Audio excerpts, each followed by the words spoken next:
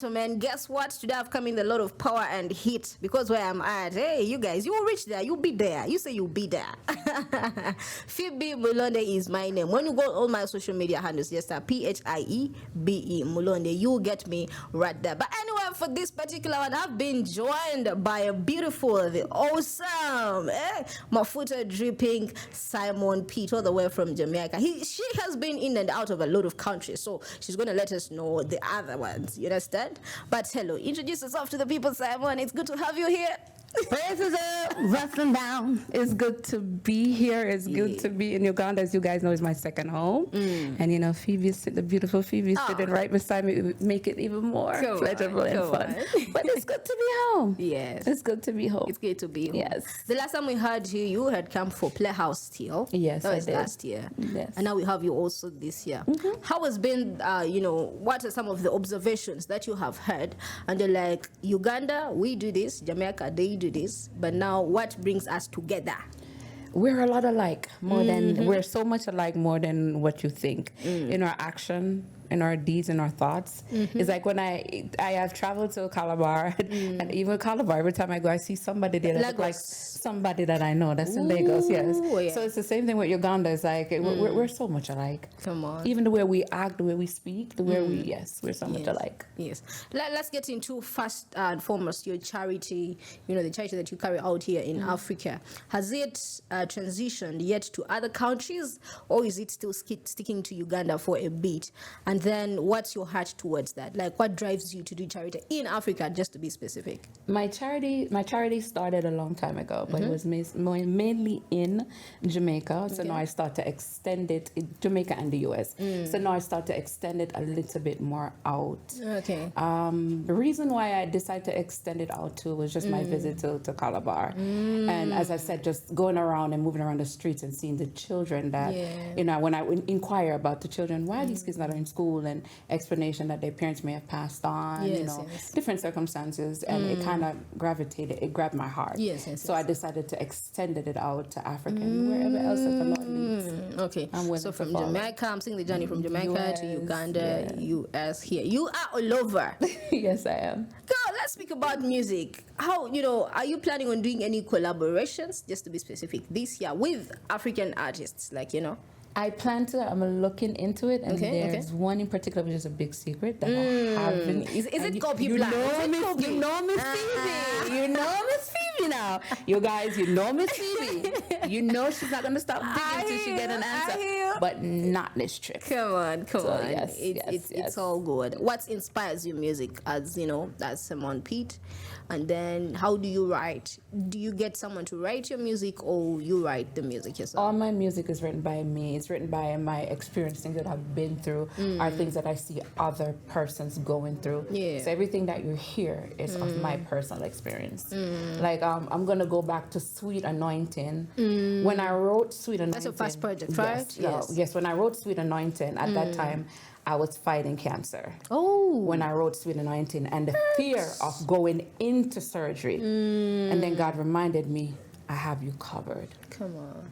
So that's where Sweet Anointing came in. Oh, I didn't know that part of the story. Yes. You better spill it in right now. So take me back to that period where you had cancer and everything. And then how did this, because now I have bits of it from the song that you wrote that helped you heal in the moment. How was it like? It was scary.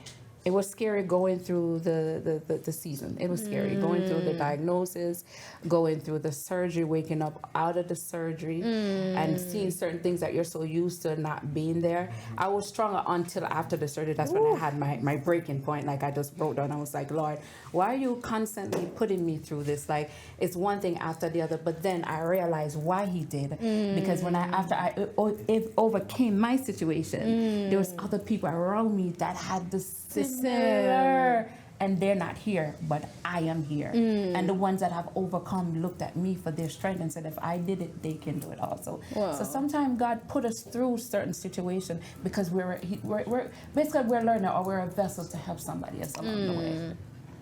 Wow. Yeah. So it And to be honest, I'm grateful for my support unit. Remember what you said. The circle friends, yes, the people that you have around you. What do they speak into your life? What do they bring to your life? You understand? So I'm grateful because even when I was traveling to Jamaica to do Sweet Anointing, I just got out of surgery. Again, my support unit was there. That how long ago was that? Like a month, 2 weeks? No, it was actually 2 years ago. So it's like while I was in Jamaica working on my music, I was just out of surgery. But at the same time, my support unit made sure all the preparations that I need was there. Come on. So go again, destiny helper. I see you. Let's talk about you are from the surgery. You do Sweet Anointing. And then you have a project with Backyard. That's Uganda. Woohoo, let's go. You understand? Yeah. So how does I know? So how does that project come about? Ian over there. Come on. How did the project go? How did you come up with the project? Was it like an idea that came in instantly, and then you're like, let's hit the studio? What happened? When I did Praises Up, Blessings Down, again, I had went into... Let me tell you how the devil... When the devil goes after you, when you defeat him one way, he comes another way. Then, all right, went back to the doctor for a checkup. They found something else, and they decided to check and see what is going on. Family, everybody's nervous. I wasn't really worried about it, but we got the answer that I'm okay. That's when Praises Up, Blessing came about. And at that time, I was, scheduled to come to Uganda. I spoke to Ian, and he was like, come on, let's get this done. Let's get the video done. Let's get everything done. Again, go back to Destiny Helper. But when I came here, he also knew, the protective measures to see to it that I was okay. So Backyard was like my first shield, home my shield. It's home. Don't stress her too much. Don't I see. Ian can be so, I know. He's overprotective. He's okay. Oh I my know. God. I can see him. So let me give you a plot twist to this. So there's something that's been going around in Uganda that's called copyright. Now, copyright is a system. It's a law that actually the government just passed, and we are waiting for implementations and amendments in due time. Have you heard about it elsewhere? Let's say Jamaica. Are you even thinking about it for your own music, or is it already there? My music is copyright. Everything is registered. If you look it up online, you'll see my registration number, copyright. Everything is already done. That's the one thing I made sure that I did my research and make sure legally I'm covered with everything. So yes. A Ugandan watching would want to know, because we are just adopting to the system. We had it a couple of years ago, but now we are like adopting to the system. How does it work? What are the merits and demerits to it? With the copyright system, first of all, you have to go online in the U.S. So we're going to say in the U.S. You have to go online. There's an application that you fill out. You have to upload your music to show that this is this. You have to upload, I wrote it. This is what it is. I wrote it on this day. Like, there's documentations that you do have to submit. There also is a waiting period, because during that waiting period, investigation is done to make sure that nothing else is out there. And then after that, you issue your certification. Like, I have a big certificate with the name of the song, the registered number, stuff like that. It's a good benefit because it protects you. It I would protects you as a person. protect you. Even if you upload your music through DistroKid and the different avenues, they do have a copyright protection. Even down to YouTube, do have a copyright that do still protect you. It's mandated in the States. So as I said, in the States, Uganda, it may be a little bit different. So what happens if I come and cover your song? Like I do a cover of your song? I will get an alert. Even if you redo my song and I upload a portion of your funding would still come to me. Nothing is wrong. You can sing it, upload it. So we're speaking money actually. People are actually earning from their music. Even if they upload it and they become more successful than you did when you sang the song, you're still ending up getting. So the simplicity with it is that for you go online and upload through an application, your ID, your proper information, and also proof that you actually wrote the song and when you recorded. So the government is aware that Symone Peat is an artist and this is her music. So the rest of the people, when they get your music, you are alerted instantly. Yes, even if they use it in a movie or they use it on even the little pictures that we may put music behind them. Yes. Okay. As we wrap up this whole thing, fast forward, have you had some nice food in Uganda? Let me tell you about yesterday. Let me put the mic on my phone. Let me tell you about yesterday. Yeah. Let me tell you about yesterday. We went to a spot by the lake, and when I tell you the fish was good, that made me happy. I was happy for the rest. And after that, I wanted ice cream. I was a big baby after that. fish. Yes. I've not been on that in Uganda.